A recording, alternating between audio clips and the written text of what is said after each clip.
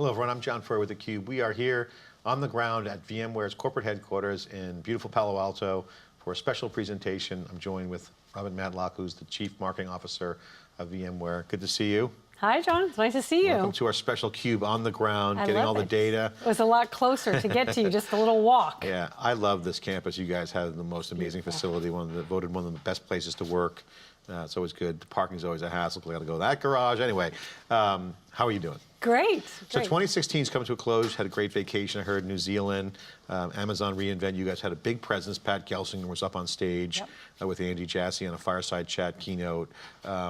Interesting world that we live in, as they say. Interesting times. Yes. VMware and Amazon, with a strategic relationship, certainly has impacted the market attention on VMware's cloud strategy. Now comes into the picture. How's that affecting how you guys are talking to customers? You know, I think it's just been a tremendous, last several weeks. And frankly, of course, we've been preparing for this for months and months. But the market has been very responsive to the news of these two great companies coming together and the announced intent of how our technologies are going to work better. And the feedback's been so positive. I think at the end of the day, this just opens up many avenues for customers.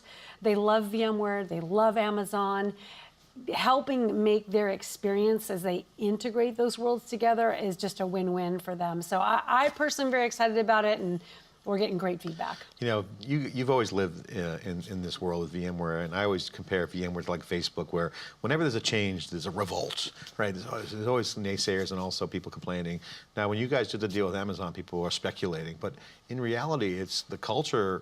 There's no clash there. There's really a geek culture on both sides. What's your thoughts on that? Do you see it the same way? And what's your observation of the VMware culture? Because you do a lot of digging into the data. You run VMworld. AWS reInvent is being called a cloud version of VMworld. Kind of coming together, those two cultures. Your thoughts on the two demographics? Yeah, I mean, I think there's a couple of different dimensions to that question. From a cultural standpoint, the two companies actually have very similar cultures in the sense that they really value engineering innovation. These are disruptive companies, and they also both, I think we can say, focus on the customer. It's all about customer value, customer impact. And when you keep your customer at the forefront of all the decision-making that you do, it's really easy to make the right choices because you're doing it on the benefit of that customer. And hey, change is a constant, and that's the one thing we can count on. And those of us in the industry that don't change usually don't have a great outcome in the end, right? Change is part of delivering more value to our customers. You know, Dave Vellante and Stu, I wasn't there at the Dell World this year. I was at the Grace Hopper event. It was awesome, awesome event. But the Dell event, they asked Michael about VMware. We always like to ask Michael Dell about VMware. And also Jeremy Burton talked about the messaging around Dell Technologies, which is simply just a holding company, I guess, on structure. But the people are trying to get the message out on what Dell Technologies is. And you guys obviously are, as Michael said, the crown jewel of Dell Technologies. Talk about the strategic alignment with Dell Technologies. How does that affect your job, and how does that affect the positioning of how VMware is vis-a-vis Dell Technologies, Dell EMC, but also your growing ecosystem? Sure.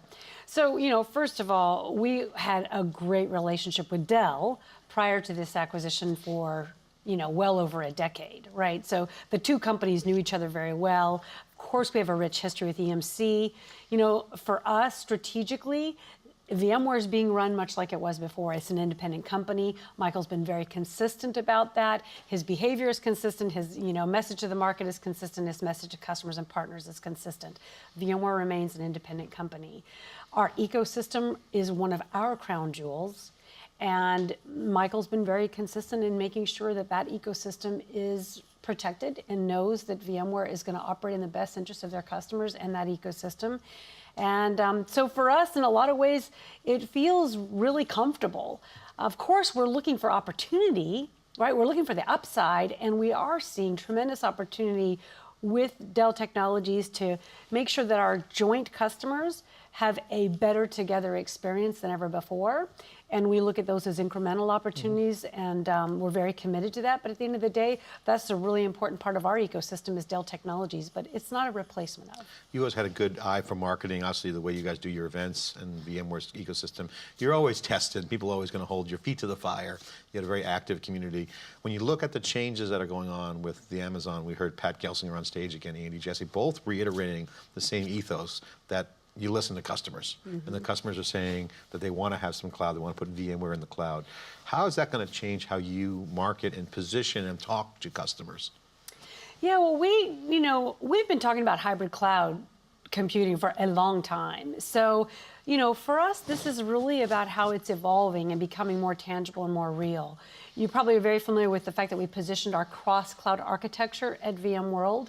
And our story with Amazon is very supportive of what that whole architecture was about. It's about, hey, I'm standing up a stack in my private, data center, and this is my private cloud, and I want to run that stack as is in other cloud environments. I want compatibility between the different cloud providers that I leverage and what I'm doing here within my firewall.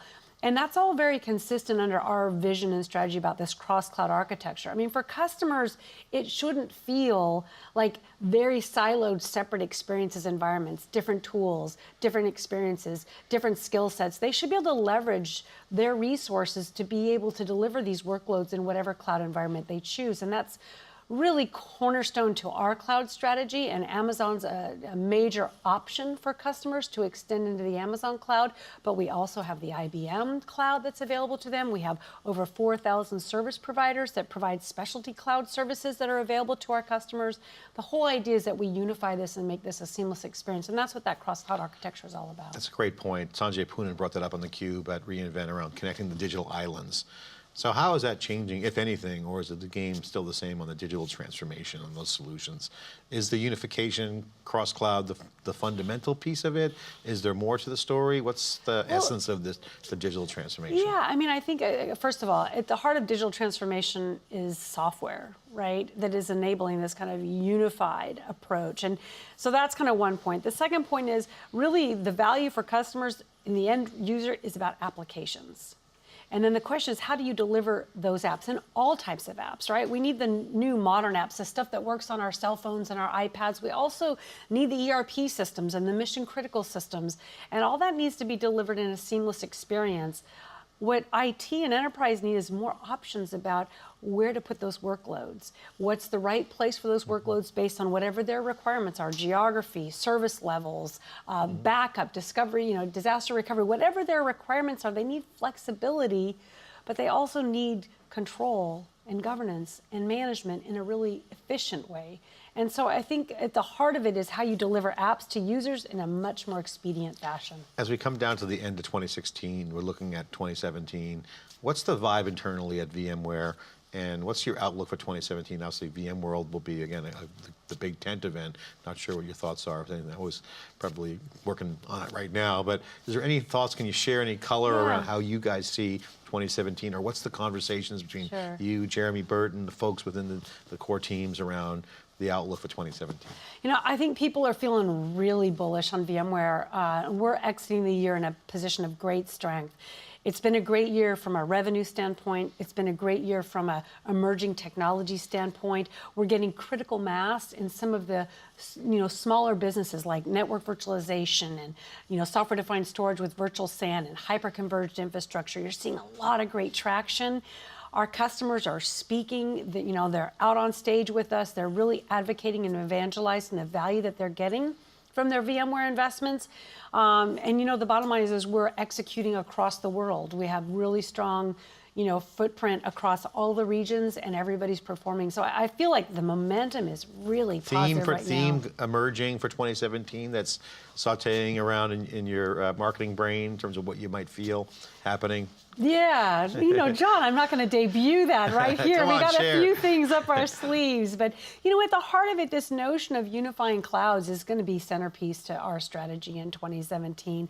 And we are working on some new interesting ways of packaging it. But the whole cross-cloud architecture truly is a driving force for us in 2017, and how we keep delivering that to the customers in new and fresh ways, and our ecosystem as well, making sure they can deliver that. Has anything about the Amazon announcement, Amazon Web Services announcement, because you had Pat Gelsinger and Andy Jassy, and that was really kind of a big shocker for everyone. I mean, you can get it now that you look back, but they're both on stage. Andy Jassy never comes down to San Francisco to do a press event.